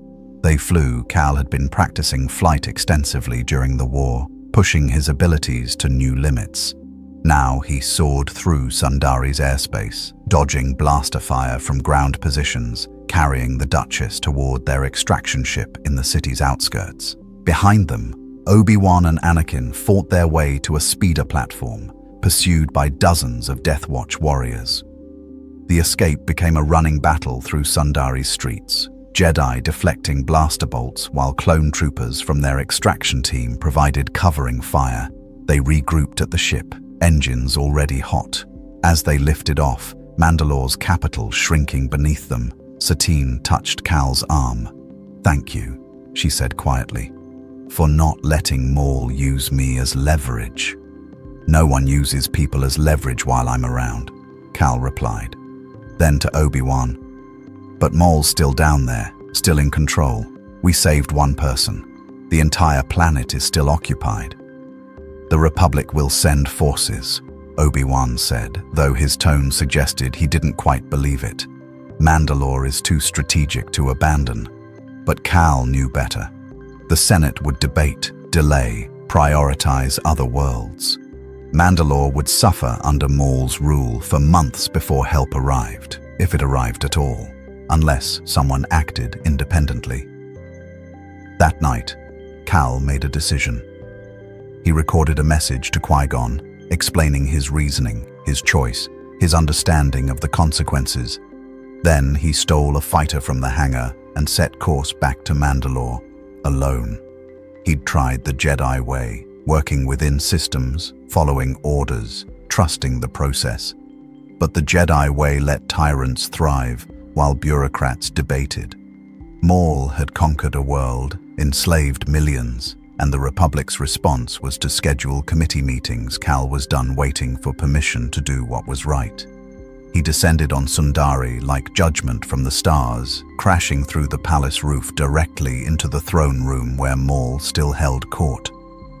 The Sith's eyes widened in genuine surprise. "You came back, alone." Maul stood slowly. "Foolish or suicidal?" "Neither," Cal said, his eyes glowing with building heat. "I'm here to end this. You, your Shadow Collective, your occupation, all of it. Tonight." Maul smiled, a predator recognizing a worthy hunt. Finally, the anomaly reveals his true nature. Not a Jedi, but a vigilante who believes his power makes him judge, jury, and executioner. "I'm not here to execute anyone," Cal corrected. "I'm here to free a planet. Surrender, leave Mandalore and you live. Refuse, and I'll make you leave. And the Jedi Order. What will they think of their wayward Padawan acting as a one-man army, toppling governments without sanction? I don't know, Cal admitted, but I know what I think of myself if I let you keep Mandalore because I was too afraid of political consequences. Maul's smile widened. Then let's see if your power matches your conviction. They clashed in the center of the throne room, and this time, Cal held nothing back. The battle between Cal Skywalker and Darth Maul shook Sundari to its foundations. Where their powers collided, marble cracked and durasteel bent, Maul fought with every technique the dark side offered. Enhanced speed, precognitive awareness, telekinetic strikes. But Cal was simply faster, stronger, more durable. He caught Maul's replacement lightsaber mid-strike and crushed it. When Maul hurled debris with the Force, Cal walked through it, objects shattering against his invulnerable body. When Maul attempted Force Lightning, a desperate technique he'd learned from his master, Cal absorbed it, his Kryptonian physiology converting the energy harmlessly. "What are you?" Maul gasped, his yellow eyes wide with something approaching terror. "Someone who won't let you hurt anyone else," Cal replied, and drove a measured punch into Maul's chest that cracked armor and ribs but didn't kill. The Sith flew backward, crashing into the far wall, unconscious before he hit the ground. Savage Opress roared and charged, but Cal was ready. He caught the massive Zabrak's wrist, twisted with surgical precision, and delivered a strike to a nerve cluster that dropped Savage like a felled tree, unconscious, not dead, restrained, not murdered. The Shadow Collective soldiers watched in stunned silence as their leaders fell. Then, slowly, they began lowering their weapons. Some fled, others surrendered. Within an hour, the occupation collapsed like a house built on sand. Cal freed Mandalorian resistance fighters from the palace dungeons, including members of the Death Watch who'd been imprisoned for questioning Maul's leadership. He gave them a choice: help restore Duchess Satine's government, or face justice for their collaboration. Most chose redemption. By dawn, Mandalore was free. The cost: 0 deaths, 2 Sith incapacitated, 1 Republic policy thoroughly violated. When the Jedi Council's hologram materialized in the palace throne room, hastily summoned by Republic observers, their expressions ranged from shocked to furious. Mace Windu spoke first, his voice tight with controlled anger.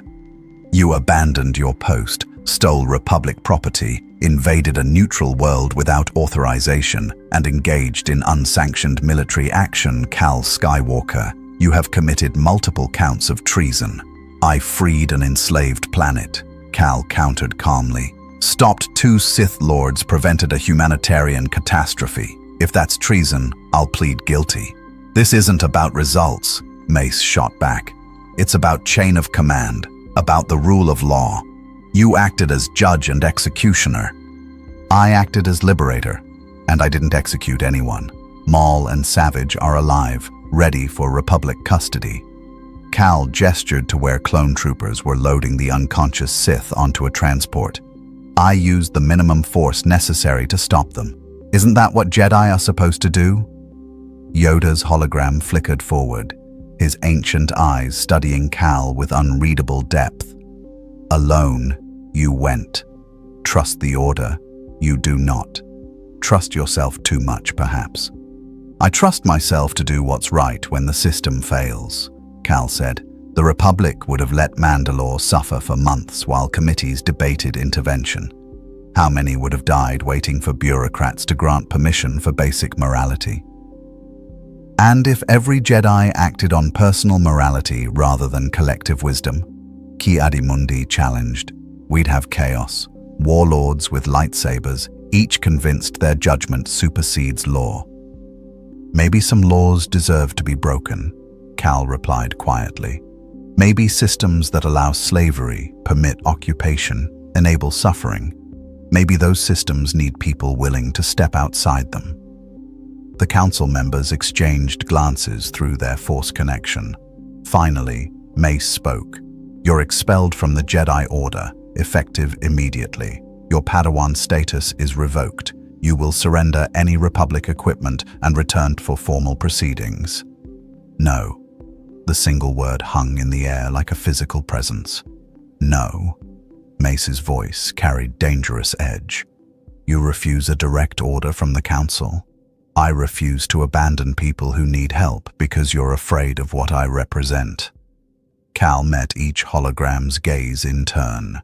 "I respect the Jedi Order. I respect most of you individually. But I won't let your fear of my power stop me from using it to protect the vulnerable. Expel me if you want. Hunt me if you must. But I'm not stopping."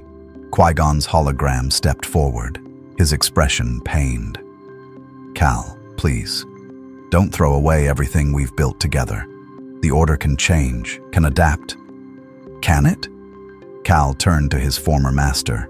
"You've been arguing for reform for decades, Master. Has anything changed?" "The Order still serves a corrupt republic, still enforces unjust laws, still teaches that attachment is weakness rather than strength. I love you like a father, Qui-Gon, but I can't be the Jedi you want me to be." Tears shone in the older Jedi's eyes, but he nodded slowly. "Then be the man your mother raised you to be. That's more important than any title." The Council's transmission ended without further debate. Cal stood alone in Mandalore's throne room, no longer a Padawan, no longer a Jedi, but still himself. Still committed to the principles Shmei had taught him. Protect the weak, stand against injustice, never let power corrupt purpose.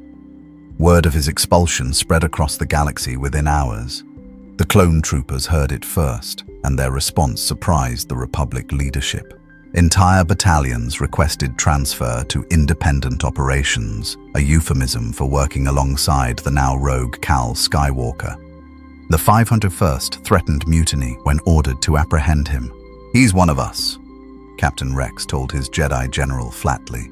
"He treats us like brothers, not equipment. We won't turn on him for doing the right thing." Civilian populations on liberated worlds heard the news and protested. To them, Cal wasn't a rogue.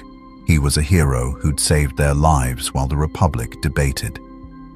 Petitions flooded the Senate demanding his reinstatement, his pardon, his recognition.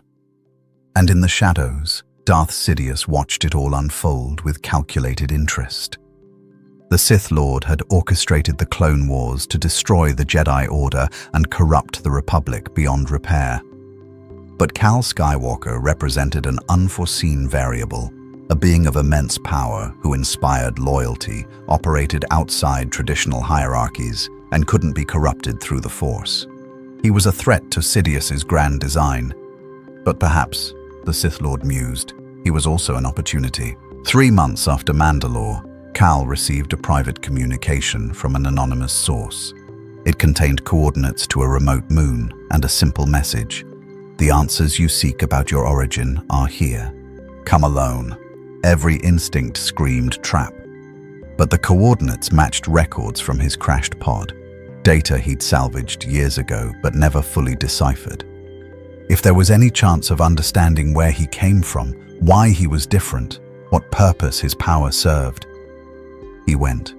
The moon was barren, airless, its surface scarred by ancient meteor impacts.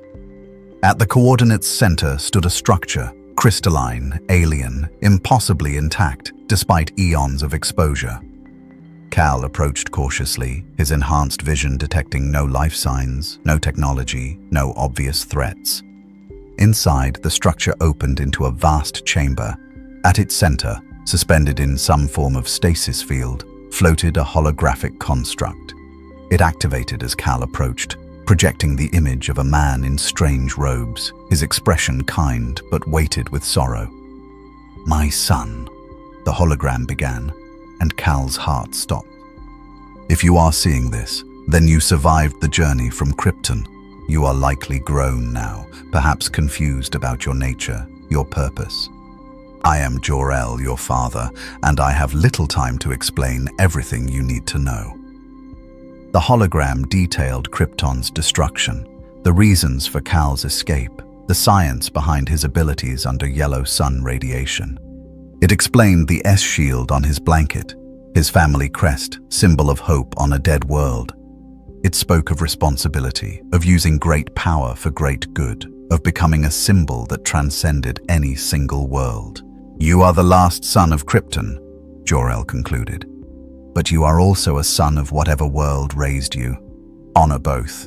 Be the bridge between worlds, the example of what strength in service of compassion can achieve. The symbol I leave you, wear it proudly. Let it remind you that even when all seems lost, hope endures." The hologram faded. In its place, the stasis field lowered a suit, blue and red with a stylized S emblazoned on the chest. The fabric was Kryptonian, nearly indestructible, designed to withstand the rigors of his power. It felt right in a way the Jedi robes never had. Cal donned the suit, feeling the weight of his father's expectations, his mother's love, his own choices converging.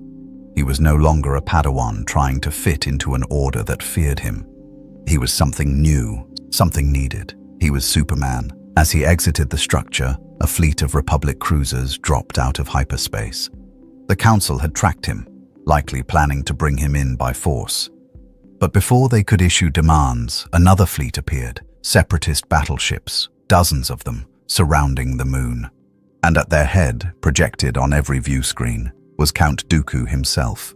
"Cal Skywalker," the former Jedi Master said, his cultured voice carrying across open channels. "Or should I call you Superman, as the common folk have taken to? I have a proposition. The Republic has betrayed you. The Jedi have cast you out. But the Separatist Alliance offers something better. Freedom to act according to your conscience, resources to help those the Republic ignores, purpose without bureaucratic restraint. Join us." "Join the Sith?" Cal replied, his voice broadcast equally wide. "The same organization that enslaved Mandalore, that builds droid armies to conquer worlds." "The Sith offer strength," Dooku countered, "the power to reshape a corrupt galaxy. You've seen the Republic's failures. Why not help build something better?"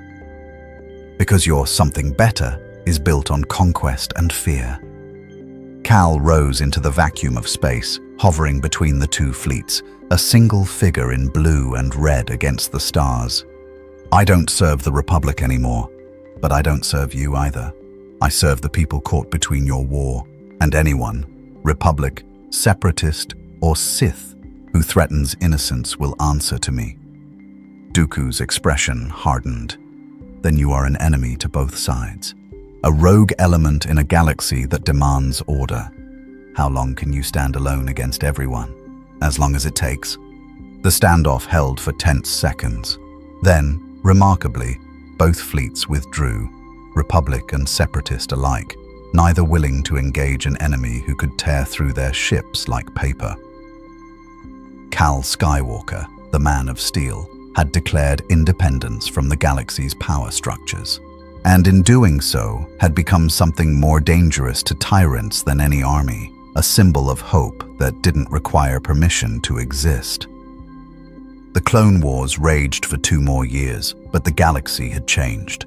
Superman, no longer Cal Skywalker the Padawan, but a symbol in blue and red, operated independently across 1,000 worlds. He stopped separatist invasions without waiting for Republic authorization.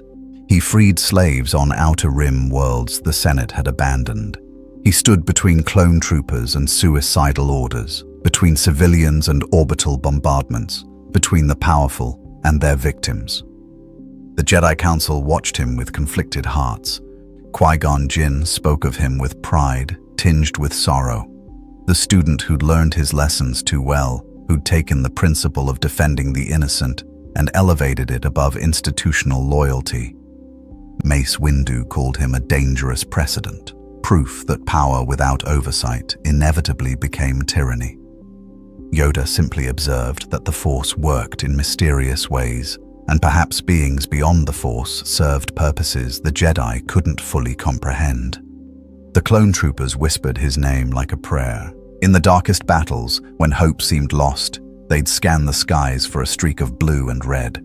Superman never commanded them, never ordered them to die for strategic objectives. He fought alongside them, valued them, reminded them they were more than flesh droids bred for war. And when Order 66 came, when Chancellor Palpatine revealed himself as Darth Sidious and activated the clones' inhibitor chips, turning them against their Jedi generals, Superman was there. He'd been investigating rumors of Sith influence in the Senate when the massacres began. Using his superhuman speed, he raced across Coruscant, intercepting clone troopers before they could execute Jedi younglings in the temple. He couldn't save everyone. Sidious's plan was too vast, too perfectly timed, but he saved dozens: masters, knights, padawans, children. He carried them beyond the planet's gravity well, beyond the Empire's reach, to hidden sanctuaries where they could survive. Qui-Gon Jinn fell on Utapau, struck down by clones he'd commanded for years. Superman arrived 60 seconds too late, finding his former master's body cooling in the dust. He knelt beside the man who'd believed in him, who'd argued for his place in the Order even when the Council doubted, and wept tears that froze in the thin atmosphere.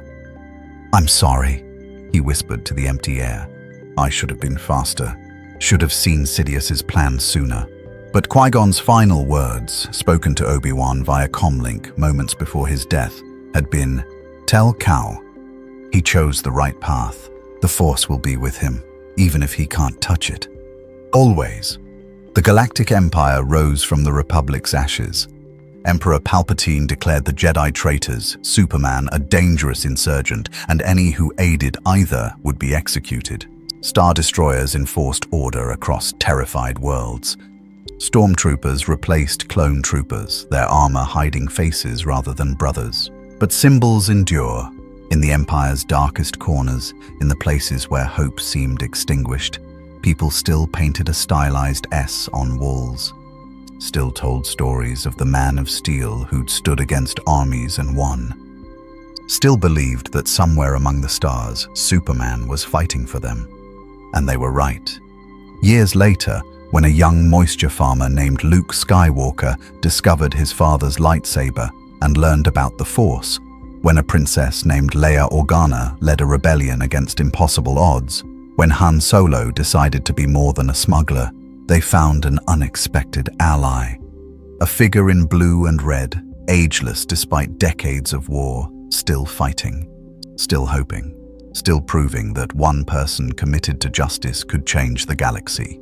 Darth Vader, the Emperor's enforcer, once confronted Superman above the ruins of Alderaan. The Dark Lord of the Sith, once Anakin Skywalker, once a slave like Shmei, faced the being who'd freed his mother years before. They fought among the planet's debris, lightsaber against heat vision, force against raw power. "You could join us," Vader rasped through his respirator. "Serve the Empire, bring order to the galaxy." "I serve people, not empires," Superman replied, his cape streaming in solar wind. "And I knew someone once who believed that. A boy who wanted to free slaves, who had power and good intentions. He chose the wrong path. I won't."